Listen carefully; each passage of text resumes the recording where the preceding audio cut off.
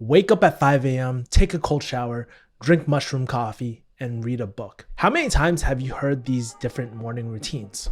And oftentimes when you do try a morning routine like this, they take frickin' forever. I don't know about you, but I'm just really tired of these long laundry lists of daily morning routines that take forever to finish and probably would take a whole day to finish, right? So in today's video, I'm going to share my simple 3-step morning routine that you can probably finish within 30 minutes to an hour of your morning, maybe even quicker. And we're going to be covering it right now.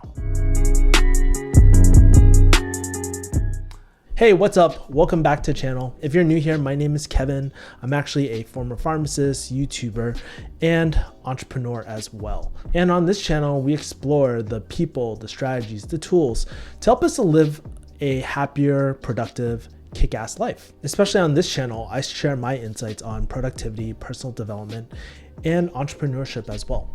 So if you're into that, hey, consider subscribing to this channel. Growing up, I was never really good at morning routines. You know, it's funny, when I was a kid, I had no problem getting up. I would actually look forward to getting up at 5 a.m., eating breakfast, eating my Fruit Loops in the morning. But as I got older, it became harder and harder and harder. I'm not quite sure if it was the growing amount of homework as I got older, taking 11 APs in high school, or if it was the hormones because I used to break out in acne back then. But what I realized, whether it was pharmacy school, high school, or even college, was that morning routines were a lot harder to kind of dive into. In fact, I was notorious for going out at night, going to sleep with the TV on, and then waking up at 4 p.m.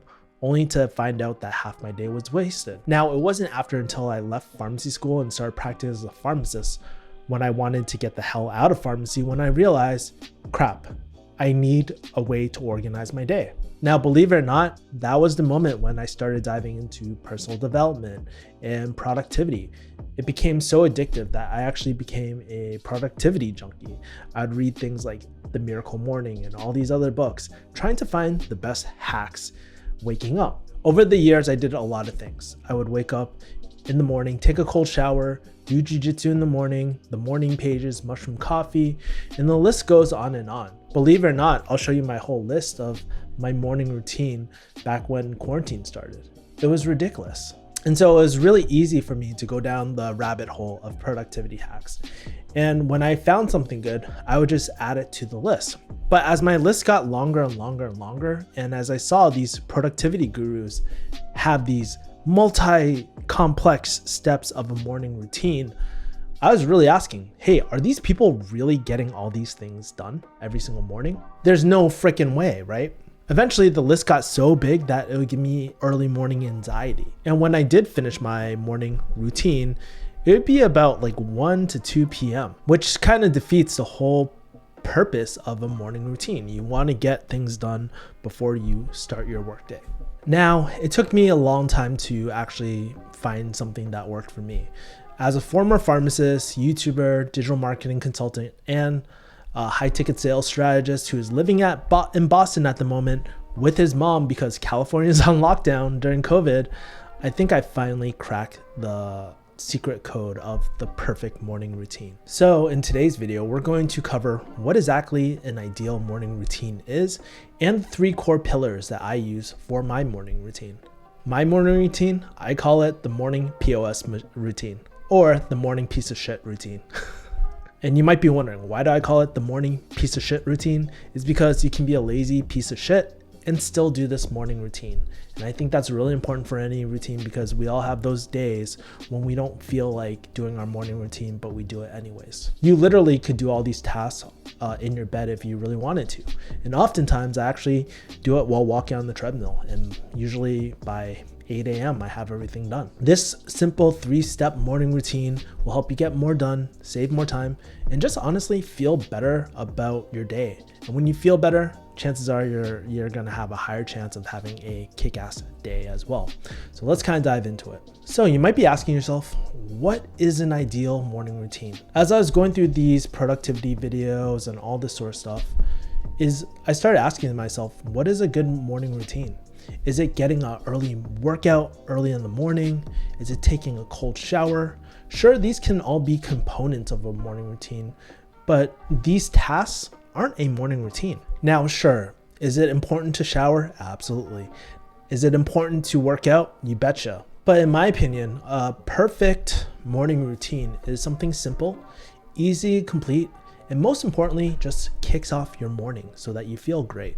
By doing these series of tasks or your morning routine, it should allow you to set up everything up front so that'll make the rest of your day much easier to complete and finish up. It should help you think, feel, and execute better.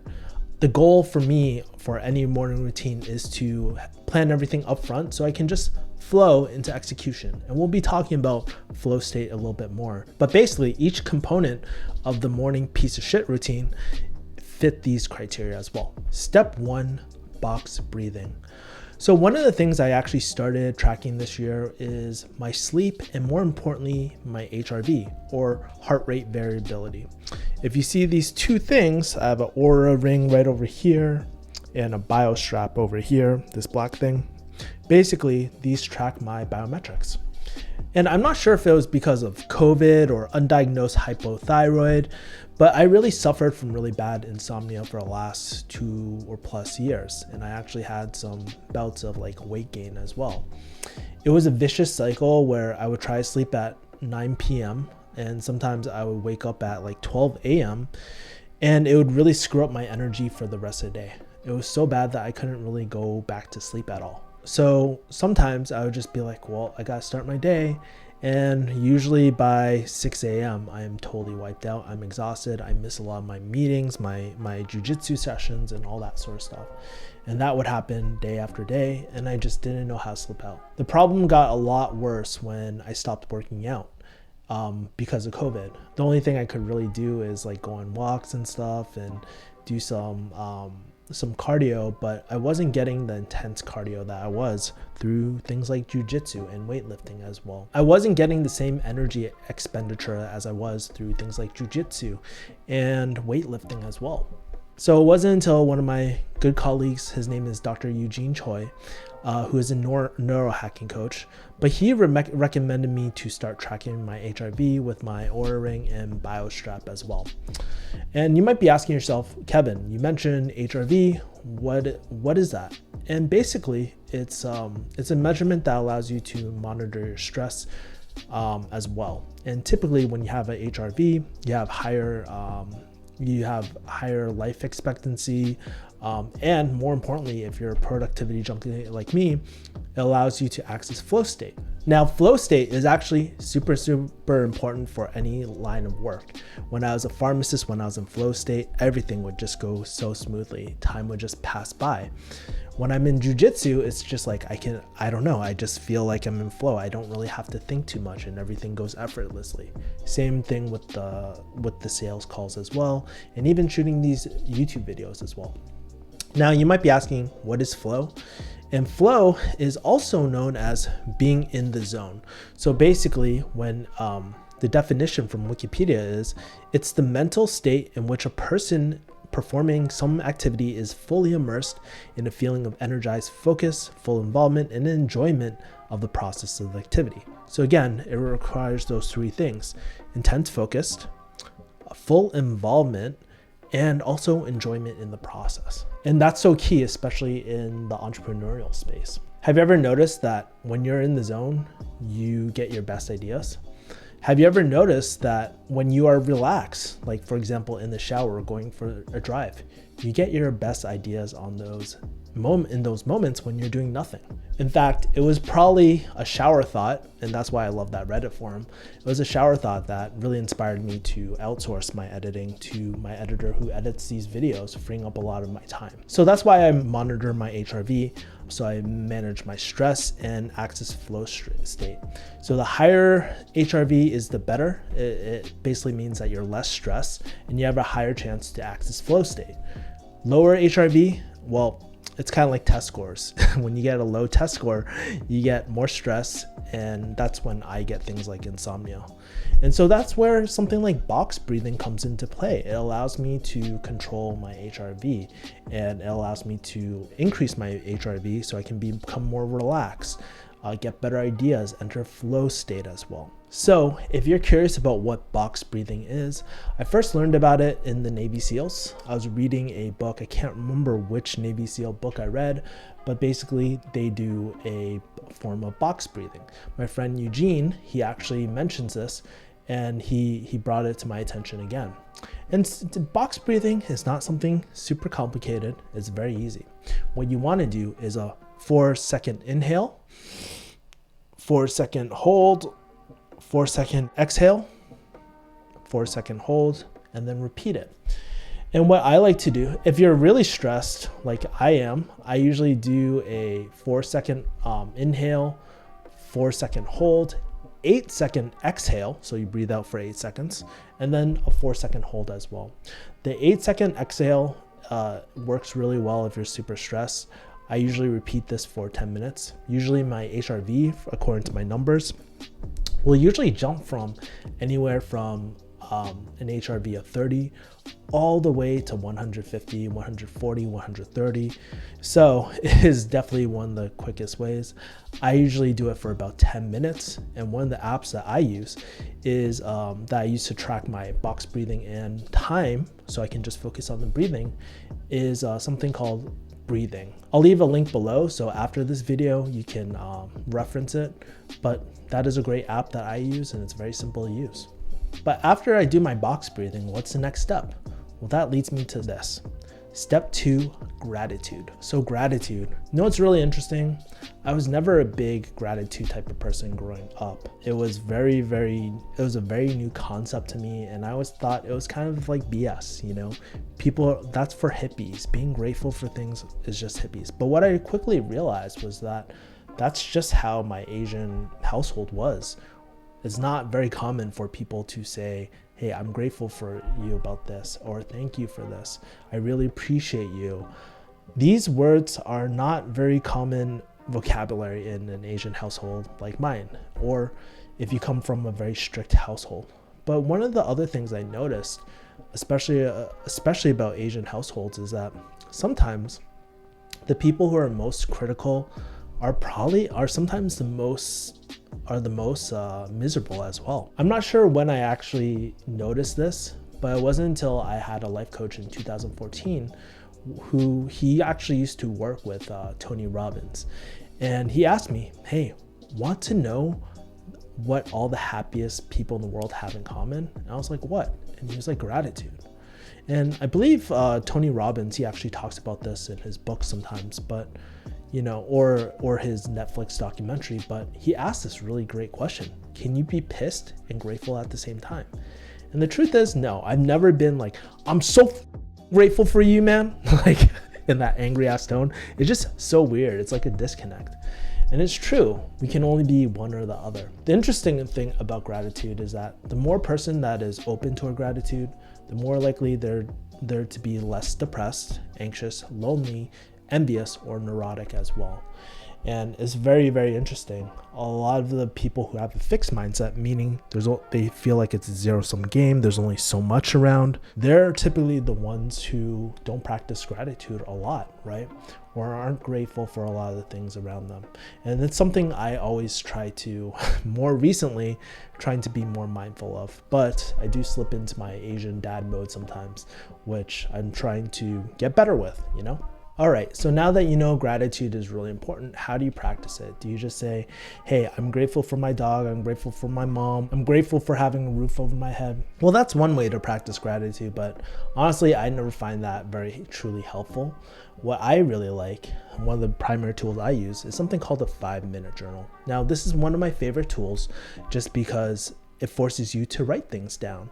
And what's really cool about writing things down is that you can relook at some of your previous posts to see what you are grateful for in the past. And chances are, if you write things down, it sticks in your memory a lot better. And what I love about the 5-minute journal is that there's a motivational quote at the upper top. So the one that I recently read was, oftentimes when you think you're at the end of something, you're at the beginning of something else. And that's by Mr. Rogers, Fred Rogers, right? So that's there's a really cool inspirational quote at the top. There's things that you write down in terms of what you're grateful for, what you can do today to make it great. daily affirmations. And then there's a nighttime routine, which you write down the 3 amazing things that happened today, and you write down what could you do to make things even better. Now, I'll admit, I'm not always the best at filling it. Actually, I filled this journal out starting in So this current journal, I started on July 10th, 2018, and it took me I recently finished it on 1/8/2021. So it took me 3 years to do this. I'm trying to get a lot more consistent at it, but it's actually when I am consistent with this, everything just flows a lot easier as well. What I like about this is that it only takes 5 minutes, and it just reminds me what I'm grateful for, what I'm excited for, and I just love sharing my posts on IG. So if you want to follow me on IG, you can see me post almost daily with my 5-minute journal on my stories. But what I also realized through this simple journal is that it's actually helped me maintain a lot of my relationships as well. Oftentimes I'll share my insights and actually let my friends know and family know that I'm grateful for them. Plus, I just feel a lot more positive, which carries through the rest of my day. So if you want to get your 5-minute journal, you can go to refugeehustle.com/5-minute journal to pick up your copy and support my channel. But before you do that, let's go on to the 3rd step as well. Step 3, plan out your day. Now that I'm feeling good, I'm in flow state, now it's time to plan out the the strategy of your day. I'm not sure if you've heard this quote before, but failing to plan is planning to fail. And planning is something that I try to prioritize every single day. Now, I know sometimes when I get super busy, I fall off. I'm human, I'm not the best at this. But I notice when I do take the time to invest into planning my day, I'm a lot more zoned in on my primary focus. I'm spending more time in my zone of genius, right? Spending time on areas that I'm really strong at. And I also feel a lot less anxiety because I can anticipate what's coming up in the day as well. So out of the whole routine, this is where I spend the most time because to me, it's actually the most rewarding. After doing this step, I always feel like I don't have to worry about things as much. And I use 2 tools when I'm planning out as well. I use something called a Panda Planner and something called Notion as well. So this is my Panda Planner. It's a black planner that I use, and it's a paper planner that never fails me at all. You don't need batteries for this, and plus it has a monthly, weekly, and daily view. And by writing my tasks down, it forces me to focus, commit for the day. And it's a real game changer for me because I can often look back and celebrate the wins. And this is something I don't do as much as an Asian American as well. So I'll spend sometimes 15, sometimes 20 minutes on this task alone. In terms of Notion, this is a tool that I always use. One of the benefits of this is using the template option. And when I wake up, I actually can pull this up on my phone or computer, click a button, and it'll populate my checklist. So some of the things I frequently review are my 6-month goals in terms of my 1-page productivity plan. The second thing is to review my daily work schedule, right? Third thing is review my strength finders, reminding myself where I should be spending my time, what am I world class at versus spending time on my weaknesses. The next thing I do is review my 5-year plan. One of my plans right now is to become a 10th Planet Jiu-Jitsu black belt within the next 5 years. That's one of my huge goals and I love it. And it's something I really enjoy. Another thing I do is read my affirmations as well. I've taken some affirmations from the Miracle Morning and Think and Grow Rich. I read those every single morning when I can. But these are important because it makes sure that you have clear focus on who you are and what you're doing in life. At least that's the case for me anyways. That way I can remove any distraction in my life and just focus on the main tasks. So those are the 3 steps of my morning piece of shit routine or POS routine. Like I mentioned, I still do my workouts, YouTube content creation, client work, but there's no need to jam pack that into your morning. Your morning should be held very sacred. And it's kind of like that old expression where Abraham Lincoln, he spent a lot of time sharpening his axe before chopping down the tree. I don't know, something like that. But basically, we can do that in our every single day lives as well. By keeping things simple and easy as the day goes on, it allows me to start building momentum. And momentum is so key. A lot of time you hear people, hey, make your bed. Why do they say this? Well, it's for this exact reason, to get a quick win and start building momentum. And if you can build momentum throughout your day, chances are that will carry on to the next day and then the next day and the next day after that. So if you like this video, chances are you'll like my end of year planning retreat video. I've actually had a few people say that it's been life-changing for them as well. So I highly recommend that you check that video out. I'll put it in the cards, but this is where I do a ritual quarterly and annually as well. It'll help you break down your 1-page productivity plan, work schedule, 5-year plan, and you can check that out in the cards as well. Now, if you're in the market for a Panda planner, I also have a in-depth review on a Panda planner as well, where I break down the pros and cons of my Panda Planner Pro as well. If you want to get your copy, I'll leave links below as well. But most importantly, if you guys want more tips on productivity, entrepreneurship, and personal development, hey, consider joining my email list. You can go refugeehustle.com/join. And you'll get my weekly newsletter where I send a personal letter to you on productivity, entrepreneurship, or personal development in my life as well. It's also a chance for you to interact with me directly. And yeah, that's pretty much it. So thank you for watching. I'll see you guys next time. Peace.